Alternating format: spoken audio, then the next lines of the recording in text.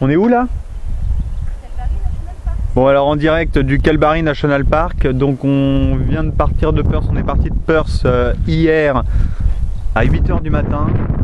On s'est mangé 650 km de bush.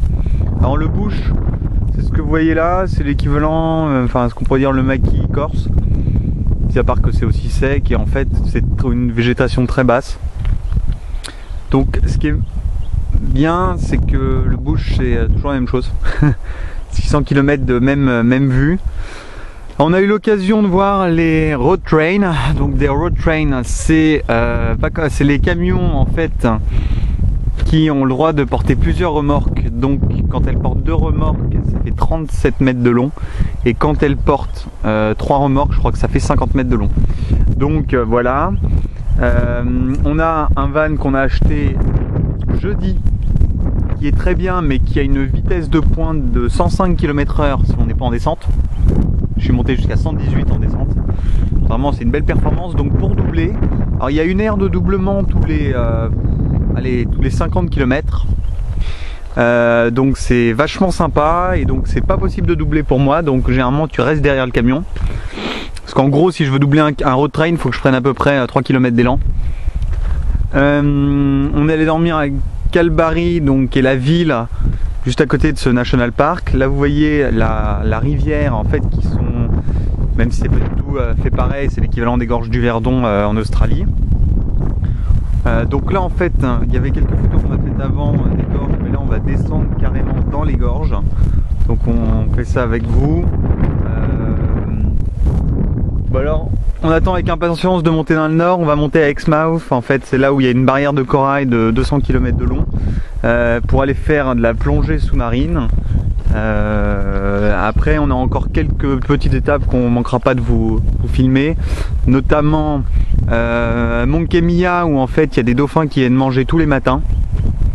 Donc ça on va le faire. Shark Bay, la baie des requins, et après Coral Bay on fera un peu de snorkeling, donc qui est l'équivalent de la plongée sans bouteille, histoire de voir un peu tout ça. Donc ça c'est carrément, voilà, ça c'est carrément le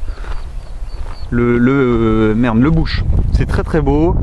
C'est marrant parce que donc là quand on voit le terrain et quand on voit le soleil, enfin donc il fait un bleu mais à perte de vue, et en fait il fait froid.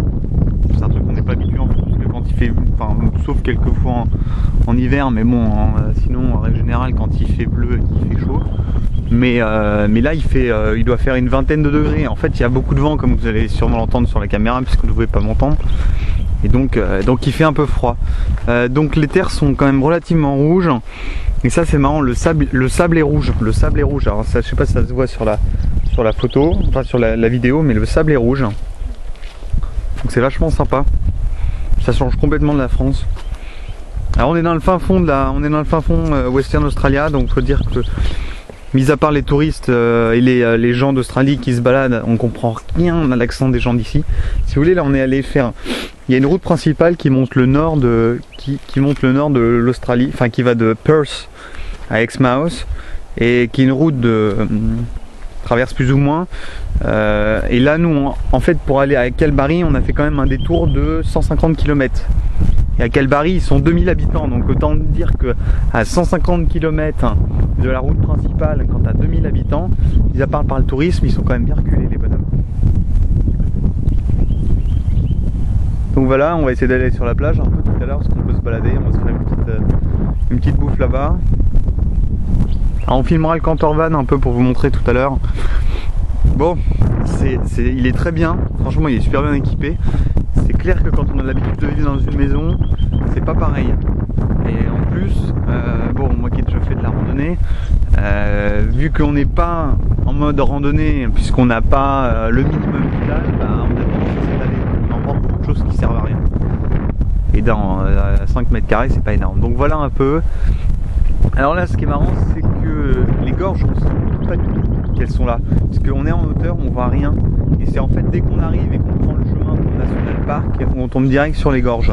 Et là, waouh, découvre tout ça. Il y a un point de vue là-bas, c'est ça? La rivière, il faut descendre. Ok. Et c'est où le point de vue? Ok. Alors on suit le guide. Bon, je profite pour passer un petit coucou à tous les gens à qui je n'ai pas encore parlé par Skype. Venez voir l'Australie, c'est magnifique. Et achetez-vous un van, c'est encore mieux. Mais ne soyez pas pressés, parce que quand il y a marqué 600 km, c'est pas comme en France, il n'y a pas une autoroute, on est à 130. C'est 600 km, on est à 90 km/h maximum. Parce que déjà il y a un truc, il y a des kangourous écrasés partout. Enfin écrasés, morts sur le chemin. Écrasés par les gros camions. Et voilà, écrasés par les road trains, parce que bien sûr un road train ne freine pas pour un kangourou. Sinon ça fait un accident derrière. Alors. Ouais.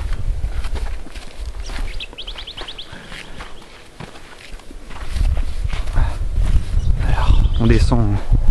On se suit, hein. Je sais pas si mes talents de caméraman ou de show businessman vont s'améliorer à force de filmer les vacances. Et en tout cas, bon, c'est pas très dur hein, physiquement, hein. Je fais plein de bruit parce que je me suis mis à la mode australienne et que maintenant on bouffe des chips en permanence. On essaie de découvrir toutes les chaînes de hamburgers possibles et imaginables. On a gonflé, on a pris 10 kilos. On est chez l'oncle de Charlet qui est pâtissier français et qui cuisine très bien, donc autant vous dire qu'on se fait plaisir. On est là, on goûte tous les plats possibles. Alors qu'est-ce qu'on peut dire? Ah oui, on n'a pas fait de petits reportages là-dessus, mais qu'est-ce qu'on peut dire? Que quand même, ici il y a des food courts. Donc à la différence de la France où vous allez manger dans un restaurant, il n'y aura que le restaurant qui va servir. Ici, il y a plein de chaînes, genre McDo, Subway et tout. Et en fait, tout le monde mange au même endroit. C'est-à-dire qu'il n'y a pas les sièges ne sont pas affiliés à une chaîne ou une autre. Donc il y en a un qui peut aller se faire un McDo, l'autre qui va se chercher un kebab, et tout le monde mange au même endroit. Ça c'est cool. Bien sûr, comme on peut s'en douter, c'est pas de la nourriture super hein, healthy. Mais voilà.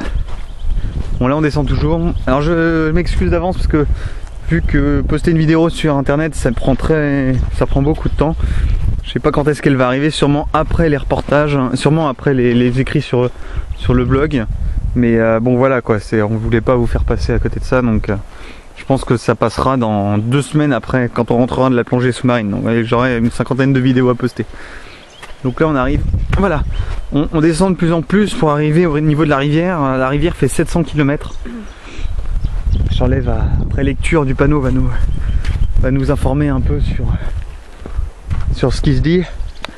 Puisque même si on ne comprend pas trop les gens ici, on a néanmoins quelques capacités en anglais, donc au moins quand c'est écrit c'est pas compliqué. Là, ils ont un sale accent, Voilà la petite rivière hein, qui est vachement plus grande avant. Alors c'est dommage, on voulait faire du canoë aujourd'hui, mais en fait ça n'a pas été possible. Ça a été possible que mercredi, donc on est dimanche, et donc là c'est pas possible. Donc voilà un peu, là c'est les couches, là pour ceux qui ont fait de la géologie, même si on le verra mieux sur les photos qu'on aura postées sur le blog.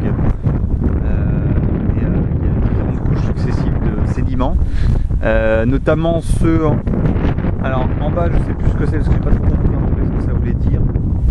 Sédiments minéraux, un truc comme ça. Et là c'est les sédiments de la rivière par couche. Donc voilà, vive la quoi déjà? Pas la spéléo, non c'est. Ah, comment, c'est quoi déjà l'étude l'étude des couches sédimentaires?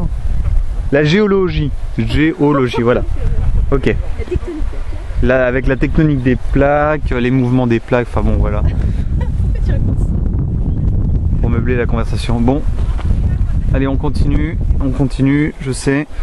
Les vidéos ne sont que pour nous. Ça fait déjà un bail que vous avez abandonné de les regarder, vous avez ras le bol. Voilà, ce qui est bien c'est qu'on peut parler français, personne ne comprend.